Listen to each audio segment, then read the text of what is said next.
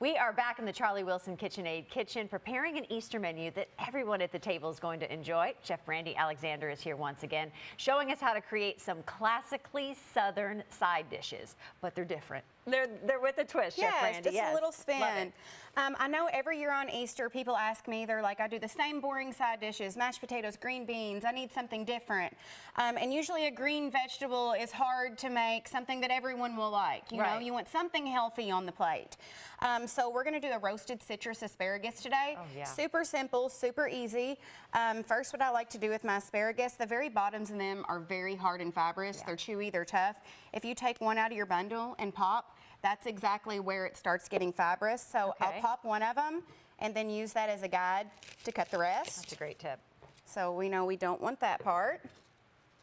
Those are super chewy, and I feel like asparagus is one of those go-tos because we see the grocery store shelves overflowing with them, especially around Easter, but what you're doing is a little bit different to kind of give it that different flavor. Right now it's in season, which means it's on sale, it's cheap, it's easy to cook. We're just gonna take a little bit of, you can use grapeseed or olive oil. We're gonna drizzle a little bit right on top. What different flavor would grapeseed kind of give it than olive oil? Grapeseed actually doesn't have any flavor. It's just a neutral oil, kind of like a vegetable oil, but it has a much higher smoking point. So when you're doing things like cooking in a cast iron, or we're cooking this at a very high heat, it's better for the smoking point. So we're gonna add just a little bit of grapeseed oil to it. I'm gonna add a little bit of salt. I like using pink Himalayan. It has a great little machine Some fresh cracked pepper.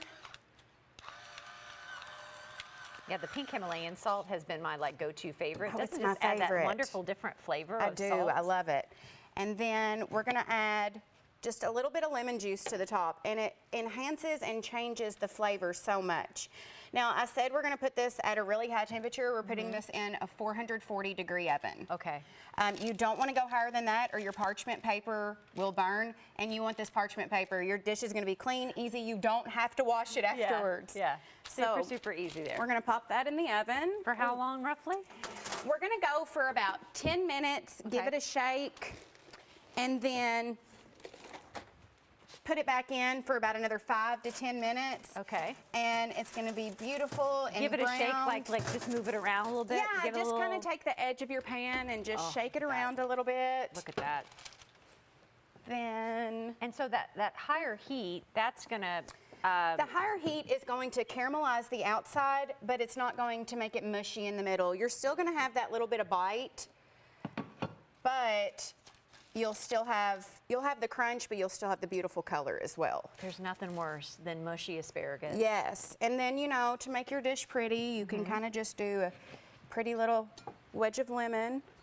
Gorgeous. You know, and you've got beautiful roasted citrus asparagus. Side dish number one. Only takes a couple of minutes. Right, and we are all about that. When you're busy with the family running around and they want to know what's next. Yes. You can get it done. So next up, we're going to make something that is certainly different to anybody's menu that I've never heard of before, but I'm anxious to hear about this. It's very different. I think your guests will be impressed, but it's also something that everyone will enjoy. The kids will eat it. So it's even for the picky eaters. We're gonna make bacon wrapped apple bites. And we're gonna start with a really firm apple. I'm using a Pink Lady. You can use Gala, Granny Smith, but you don't want a mushy apple for this. Okay. All you're gonna do is cut these into wedges, cut the core out. We're gonna take a slice of bacon or half a slice of bacon. You're gonna roll it around your apples. This is something we can put the kids to do. Yes, yes. I'm always looking for reasons to keep them busy. Yes, you want to make sure that you've got a piece of parchment paper on your pan. This will save you all the time in the world. No cleanup. You're going to, okay, so over here I've got some dark brown sugar and I've just mixed it with some black pepper and smoked paprika. You don't want to add salt to it. The bacon has plenty of salt. Okay. And you're just going to give it a little roll right in it. Oh my goodness. It's going to stick to that bacon. Make sure you do that before you put the toothpick in. It's much easier to roll before. Boom. And that's all you have to do. Look We're gonna pop these in the oven at 440, which is the same temperature as your asparagus. So you can cook them both at the same time. Yes.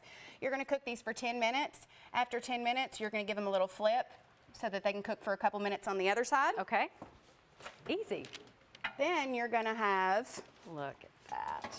Crispy, delicious. They kind of create their own little sauce with the bacon and the sugar. something so different nobody's going to see coming, and they're going to Super love easy. it, right? You know, you can just pick them up, grab them. They're great do for that. on-the-go hand appetizers, and it'll be definitely something different your guests haven't tried before. Love it. So where can people connect with you if they want to see these recipes? Oh, the recipes are going to be on I do. Instagram today, right? I actually posted both of these recipes this morning, so you can find those at chef.brandi with an I. And this is actually a new menu item that's been added to my charcuterie board as well for my private chef dinners. So if you'd like to inquire about those, you can go to southern-flair.com. I can only imagine what your charcuterie boards are like. Oh my goodness. All right, Chef Brandi, thank you so much. And happy Easter. Happy Have a Easter to wonderful you. Easter. Thank I'm you gonna so be much for stealing a having couple of me. these recipes for my Yes. Easter table too. Just be sure to connect with Chef Brandi at Southern Flair, southern-flair.com.